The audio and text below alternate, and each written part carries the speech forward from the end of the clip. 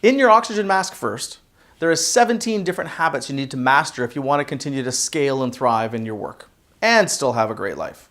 A great quote from Jim Collins is relentless execution of the boring basics.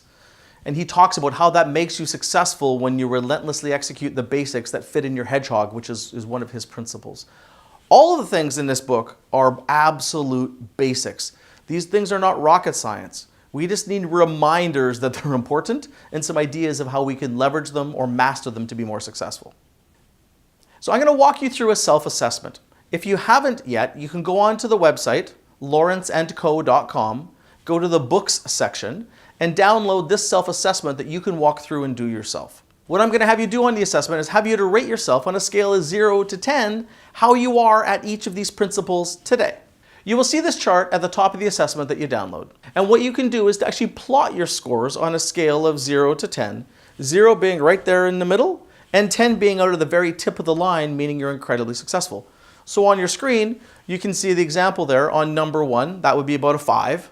Number 2 would be about a 9. And number 3 would be about a 2 or a 3. So now what I'm going to do is I'm going to walk you through and give you a quick explanation of each of the principles so then you can go and rate yourself. Habit number 1, live an amazing life. And the question here is, how good are you at enjoying life in tandem with your achievements in business? Habit 2, forget work-life balance. Do you dedicate enough time and energy to everything that matters to you in work, self, and life? Habit number 3, double your resilience. How good are you at making time for the things that build and maintain your resilience? Number 4, invest in your sweet spots. How good are you at spending the vast majority of your time doing things that you love to do and are good at? Habit 5, lick your toes. How do you rate at making sure the annoying little things get done before they pile up?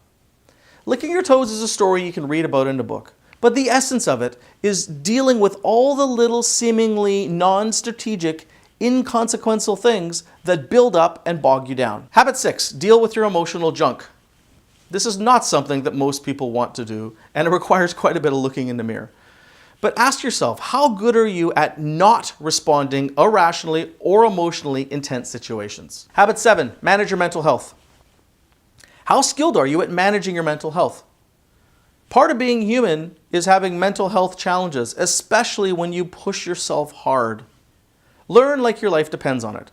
How do you rate yourself as a lifelong learner? If you don't continue to learn and grow, it's going to be very hard for you to be more effective or take on more responsibility. How do you rate at really getting honest opinions about your performance? Most people would prefer to think that they're all amazing and that everything is great and don't want to hear the bad news. What's different about dedicated high performers is they really want to know the bad stuff so they can get better and better and better. Number 10, make yourself useless. This is one of my favorites. How good are you at building a team so strong there's not much you need to do? Principle 11, quadruple your IQ and leverage 14x advisors. The question is, how effective are you at leveraging insights and opinions from true experts, or what I call 14x advisors, both in business and in life? Habit 12, stop being chief problem solver. How skilled are you at helping people become strong, independent leaders? And our job as leaders is to train people to think on their own, work on their own, make decisions on their own, and use us as a backup plan. Rate yourself 0 to 10, how good you are at getting people to answer their own questions and solve their own problems most of the time. Number 13, teach people to meet your standards. How skilled are you at graciously getting people to meet your high standards? You know, one of the funniest things about effective leadership is the people at the top usually have the highest standards and sometimes feel guilty about it. Number 14, tackle tough conversations. How skilled are you at quickly giving tough feedback? So this is about coming up with a way to make sure within 48 hours you tackle all your tough conversations. By the way, you don't want to do them in 4 hours because you're likely too frustrated or emotional and might not approach it properly. Number 15, love the lessons. How good are you at seeing the benefit in your biggest challenges in work and in life? And the truth is, these problems and these challenges and these punches to the head continue to come in leadership. You have to be able to work through them to make companies successful. Number 16, keep going for it. How good are you at regularly stretching your personal limits? Unfortunately, as people get into their 30s, 40s, 50s, 60s, sooner or later people start to get comfortable in their career. And they get to a point where they start to relax and enjoy and they stop stretching themselves. Finally, number 17, plan, plan, and plan again.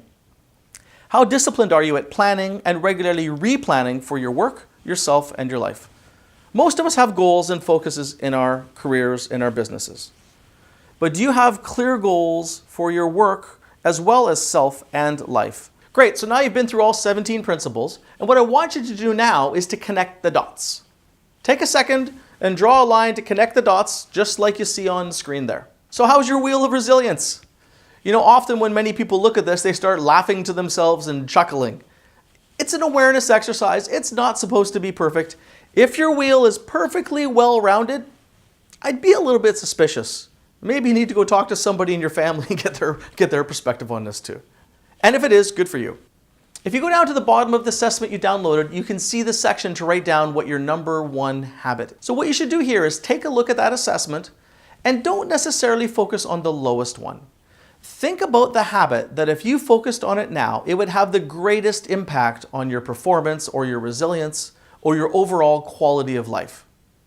So take a second now and write down which is your number 1 habit to work on. Now that you have your number 1 habit, write down why. Why do you think this is going to make a difference? What do you think is going to happen? What are you going to get out of it? So my challenge to you now is to go read the chapter in the book about that habit. Read the story, read the exercises, and figure out what you need to do to go and take 1 or 2 or 3 notches ahead and get stronger at that habit.